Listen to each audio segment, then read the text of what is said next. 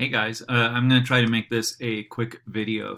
I did ask people if I could use their outlines, and a couple people did say I could use their outlines. So I have an outline today from Laura, and we're going to review it real quick. I really suggest you watch this whole video because you're going to be writing a lot of outlines in this class, and this is going to give you not only a good idea of how to do those outlines in the future, but help you with this specific paper.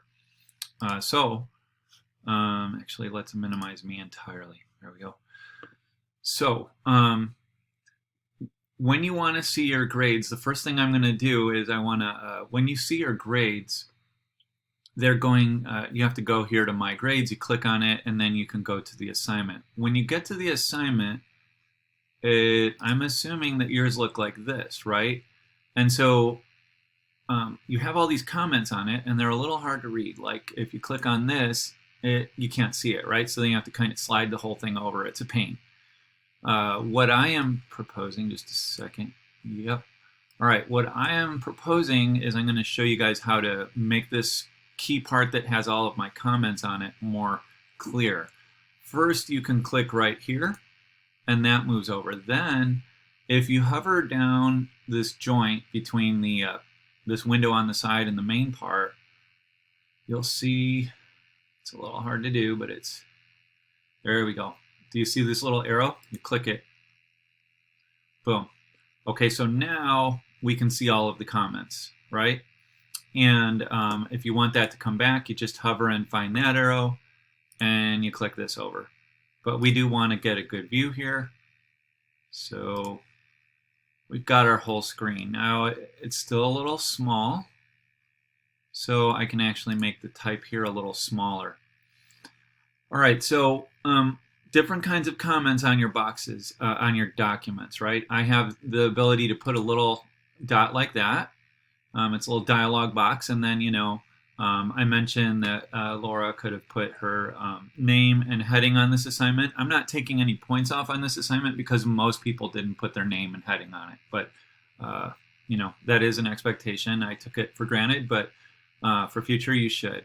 So then I'm done with that comment. Now look, there's a lot of comments here, right? So it's like, oh no, which one goes where? Well, if you click it, it kind of highlights it. So actually, I highlighted this, and it's Laura's thesis, and then there's my comment. Great job. And then I also have the ability to use a little pen, so I underline certain things. Like for her agency, she focused on work ethic as her agency. So I underlined that.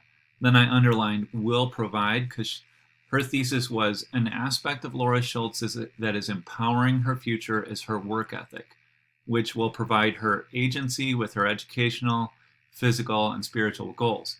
So I highlighted work ethic because that's a concise way to state the aspect of the agency that she's focusing on. I added a little comment here. Good, it looks to the future because she's like, it will provide. And then she gave some details here about the future. Like, details are good. That's what makes interesting reading to us, writing interesting to us. So she clearly made a nice, for each of her body paragraphs, she has a very clear topic sentence. And I made a note on this one. And notice sometimes when you click on these, it looks like it's a short comment, but you have to click show more because there's more there. And here I say clear topic sentence. Not all topic sentences need to reach into the future, but you've chosen to do so. Looks like it'll work well because she says a remarkable work ethic carried her from her past in her educational classes and will take her to future elements of her career.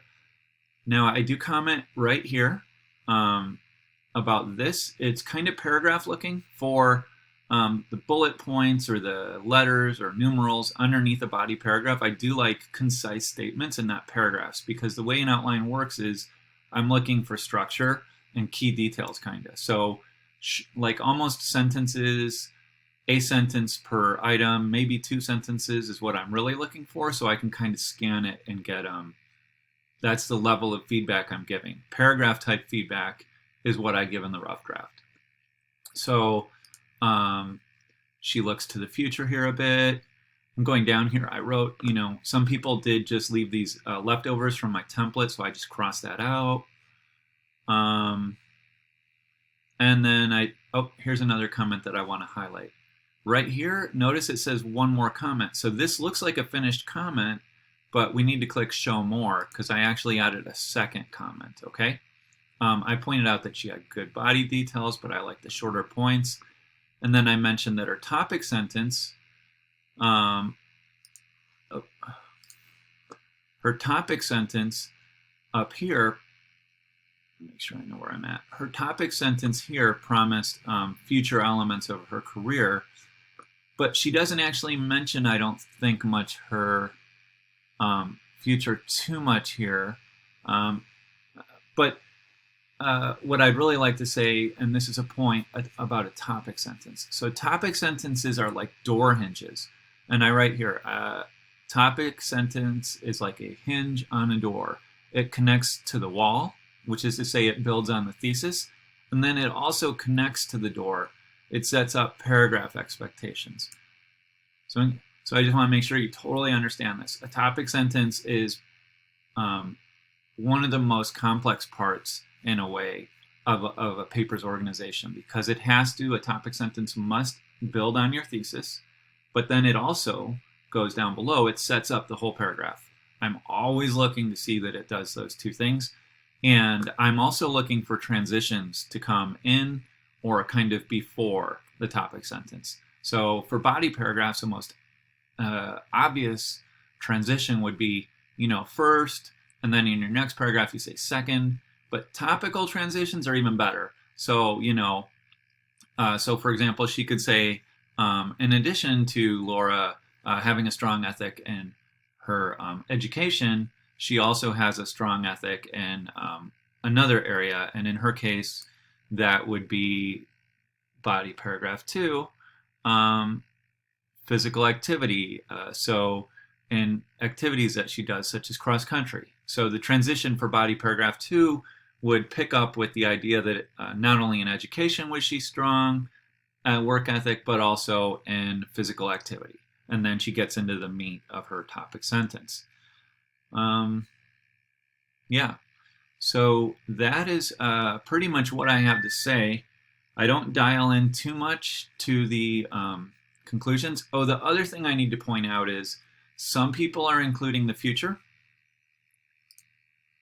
Some people are including the future and other people are not. But the prompt clearly states,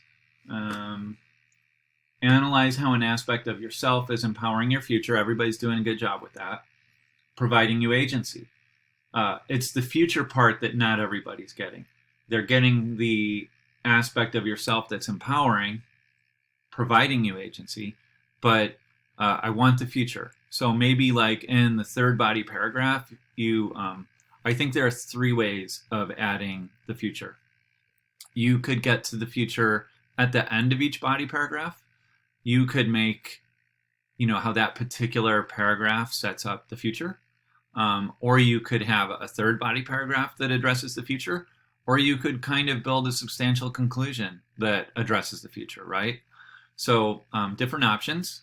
I leave that to you. That's part of the joy of writing and the joy of me reading these is I learn a lot, right? So thank you very much for listening, and email me if you have questions. And then, of course, you can always visit office hours. Okay, bye-bye.